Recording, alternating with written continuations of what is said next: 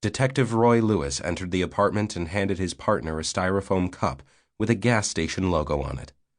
At 6'2", Roy was the same height as Tom, but that was their only shared trait. Roy was black, bald, with broad shoulders and a round face sporting a thick mustache. Tom was white to the point of pale, thin and angular, with sandy hair that was a touch too short for a ponytail. Roy's jacket was dotted with droplets, some of them still snowflakes. It was the first week of April, but winter didn't seem to know that. "Why is it when I buy coffee it's Starbucks, and when you do it's Phillips Petroleum?" "Because I'm a cheap bastard. What do we got here?" Vic is a male Caucasian, name of Thomas Jessup. Woman in the apartment below called 911 because blood was dripping from her ceiling. Roy grimaced at the body, then took a sip from his cup. "Where's the head?" "It rolled under the desk. I think the perp used some kind of sword. One cut, clean." "Not that clean." Tom's stomach did a slow roll.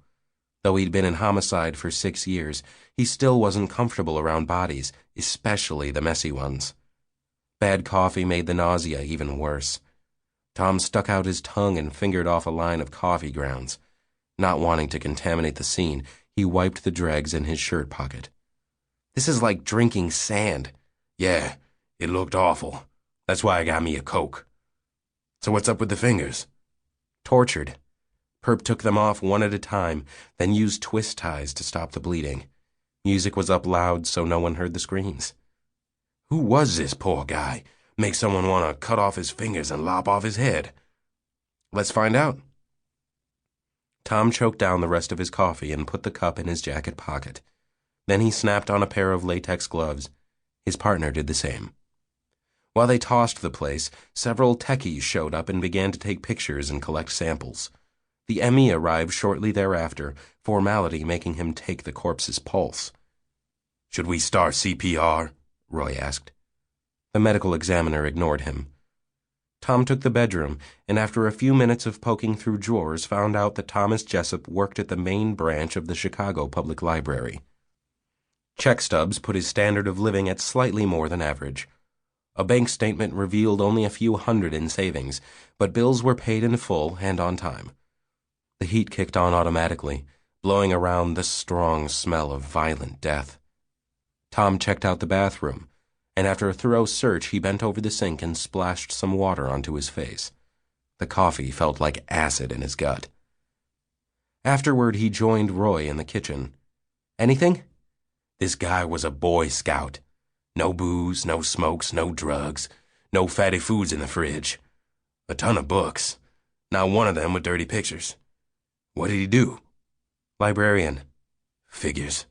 You find any girl stuff?" "Nope. If he had a girlfriend, they weren't intimate. At least not here. No women's clothing, no extra toothbrush." "Found his wallet. On the computer. $60 inside. Poor guy just turned 30. Hey, ain't your big 3-0 coming up this week?" Tom frowned. "Thanks for the reminder." He looked in the cabinet under the sink and found half a box of garbage bags. They were the more expensive brand with the built-in handle, no twist tie needed. The perp must have brought his own to the scene. An earlier check of the front door didn't show any signs of a break-in. Someone Jessup knew and let inside? Tom went back into the living room. The asses and elbows atmosphere of a murder investigation was in full swing, with almost a dozen professionals stepping over each other to do their jobs. A guy with a portable vacuum picked up hairs and fibers. A woman dusted for prints. A team armed with a spray bottle and an alternative light source illuminated blood droplets on the ceiling. All while a crime scene photographer snapped away and another techie videotaped everything. In the center of the action, the medical examiner, a pale, thin, cadaverous-looking man named Phil Blasky, was orchestrating the removal of the body. The duct tape was carefully unwound, cut into 1-foot strips, and bagged. It would be examined back at the lab.